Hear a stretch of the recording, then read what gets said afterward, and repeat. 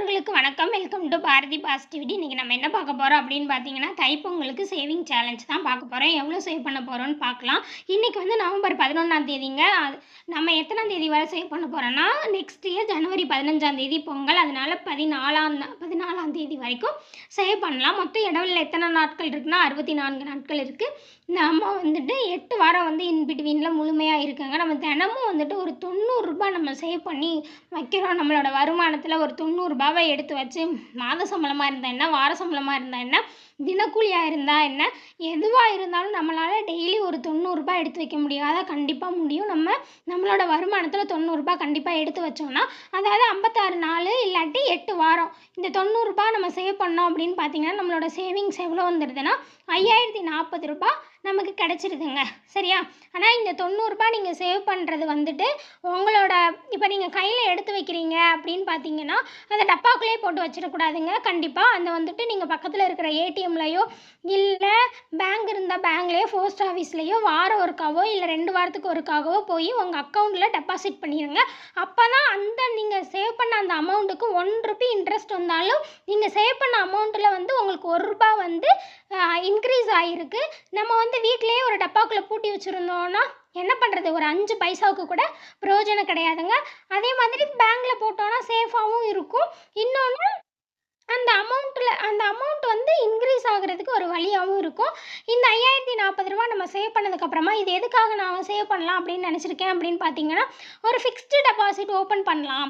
Fixed டெபாசிட்டில் வந்து நான் வந்து இது சொல்கிறது வந்து மினிமம் தாங்க. உங்களோட வருமானத்துக்கு இது வந்து சாதாரணமாக டெய்லி வந்து ஒரு 200 ரூபாய் சம்பாதிக்கிறாங்க, 300 ரூபாய் சம்பாதிக்கிறாங்கன்னா அவங்களால 90 ரூபாய் கண்டிப்பாக வந்து சேவிங்ஸ்க்காக எடுத்து வைக்க முடியும். நான் அவங்களுக்காக சொல்கிறேன். நீங்கள் உங்களோட வருமானம் அதிகமாக இருந்தால் அதுக்கேற்ற மாதிரி நீங்கள் இந்த மெத்தட் ஃபாலோ பண்ணி சேவ் பண்ணிக்கோங்க.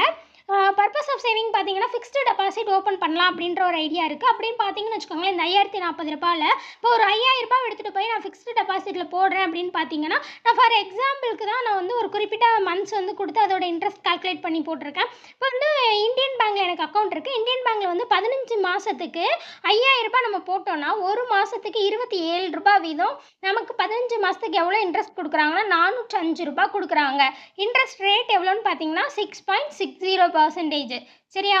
அப்போது நம்ம 5000 ரூபாய் வந்துட்டு ஒரு 1 இயர் 3 மந்த்ஸ் வந்து ஃபிக்ஸ்டு டெபாசிட்டில் போடும்போது நமக்கு எவ்வளோ இன்ட்ரெஸ்ட் கிடைக்கிது? 405 ரூபாய் கிடைக்கிது. இதுவே நீங்கள் வந்து இது வந்து ஷார்ட் டேர்ம் தான். இதுவே நீங்கள் லாங் டேர்மாக ஒரு 5 இயர்ஸ் அந்த மாதிரி போட்டிங்கன்னா ரேட் ஆஃப் இன்ட்ரெஸ்ட்டும் அதிகமாகும். உங்களுக்கு கிடைக்கிற மெச்சூரிட்டி அமௌண்ட்டும் வந்து ஹையஸ்ட்டாக இருக்கும். அப்புறம் நீங்கள் இந்த இன்ட்ரெஸ்ட் வந்து என்ன அப்படின்னு பார்த்தீங்கன்னா, இந்த மாதம் இந்த 27 ரூபாய் வருதுல்ல, அதை வந்து உங்கள் அக்கௌண்ட்டுக்கே வந்து ட்ரான்ஸ்ஃபர் பண்ணிடுவாங்க. சரியா? அதை வந்து மந்த்லியோ நீங்கள் குவார்ட்டர்லியோ இல்லை ஹாஃப்லியோ ஒன்ஸ் வந்து நீங்கள் எடுத்துக்கலாம். இந்த 27 ருபீஸ் உங்களுக்கு இப்போ நீங்கள் ஒரு 5000 நீங்கள் சேவ் பண்ணி ஃபிக்ஸ்டு டெபாசிட்டில் போட்டுட்டீங்க. அந்த 27 ரூபாய் கிடைக்கிறத நீங்கள் வேறு ஒரு சேவிங்ஸுக்கு இன்வெஸ்ட்மெண்ட்டாக நீங்கள் இதை யூஸ் பண்ணிக்கலாம். சரியா? அப்போது ஆல்ரெடி ஒரு 5000 நமக்கு சேவிங்ஸில் இருக்குது. அதுலேருந்து நமக்கு கிடைக்கக்கூடிய இந்த ஒரு 27 ரூபாய் வந்து நம்ம வேறு ஒரு சேவிங்ஸ்க்காக நம்ம யூஸ் பண்ணிக்கலாம். இது சரியா?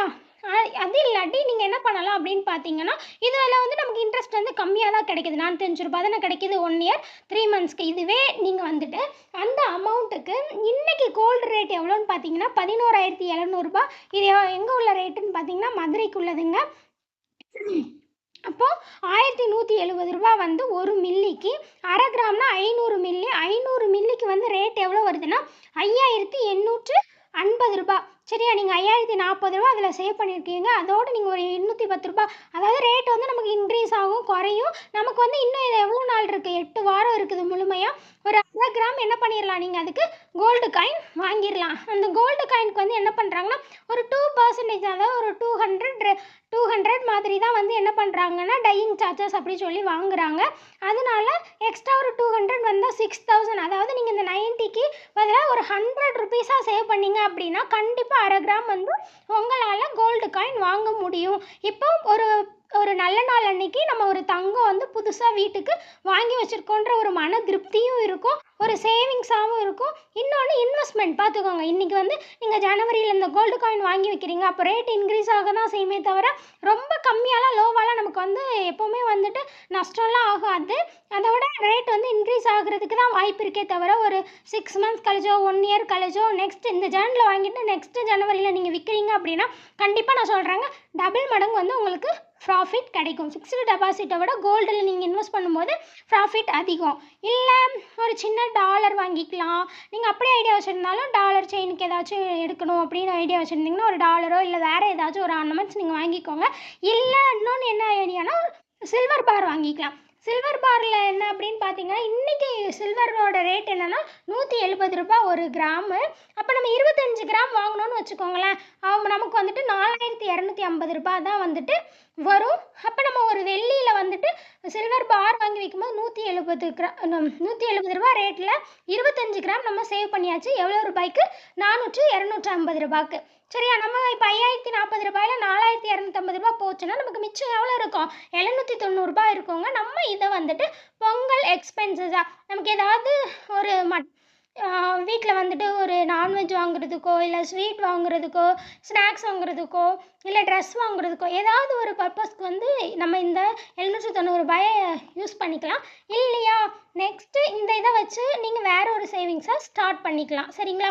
இந்த சில்வர் பாரில் நீங்கள் சேவ் பண்ணுறதும் பெஸ்ட்டு தாங்க. ஏன்னா ரேட் வந்து 200 வர போய் இப்போ குறைஞ்சி ₹170 வந்திருக்கு. நீங்கள் இதுலேயும் வாங்கி வச்சிங்கன்னா ஒரு சில கடைகளில் என்ன பண்ணுறாங்கன்னா ₹6 டிடெக்ட் பண்ணுறாங்க. இதை நீங்கள் சேல் பண்ணும்போது சில்வர் பார் வந்து 999 போட்டிருக்குலாங்க வெள்ளி பார். அதை வந்து நீங்கள் விற்கும்போது ஒரு சில கடைகளில் ₹6 இன்னொரு சில கடைகளில் வந்துட்டு ₹10 கூட டிடெக்ட் பண்ணிவிட்டு இப்போ நீங்கள் ₹170 வாங்கியிருக்கீங்க. இதை வந்து இப்போ ரேட்டு வந்து ₹200 ஆயிடுச்சுன்னு வச்சுக்கோங்களேன். நீங்கள் கடையில் போய் இதை விற்கும்போது ₹6 ஒரு கிராமுக்கு ₹6 டிடெக்ட் பண்ணிவிட்டு உங்களுக்கு அமௌண்ட்டாக கொடுத்துருவாங்க. இதுவே நீங்கள் வந்து அந்த வெள்ளி பொருளாக வாங்குறீங்க அப்படின்னா கம்மியாக தான், நிறைய கழிக்க மாட்டாங்க. ₹5 இல்லை கொஞ்சம் ஒரு சில பர்சன்டேஜ் அமௌண்ட் போட்டு அந்த இதுக்கு நீங்கள் சில்வர் கொலுசோ இல்லை வேறு உங்களுக்கு குத்து விளக்கோ அப்படி உங்களுக்கு என்ன வெள்ளி பொருள் தேவைப்படுதோ அதுவும் நீங்கள் வாங்கிக்கலாம். இதுவும் பெஸ்ட் இன்வெஸ்ட்மெண்ட் தாங்க. ஏதாச்சும் ஒன்று நீங்கள் ஃபாலோ பண்ணிக்கோங்க. ஒரு பர்பஸ்க்காக தான் நம்ம சேவ் பண்ணுறோம். என்னோடது வந்துட்டு இந்த வருஷம் பொங்கலுக்கு ₹5040 நான் சேவ் பண்ணணும்னு முடிவு பண்ணியிருக்கேன். என்னோட சேர்ந்து உங்களுக்கும் இந்த ஐடியா பிடிச்சிருந்துச்சுன்னா சேவ் பண்ணுங்கள். வாழ்க வளமுடன். தேங்க்யூ.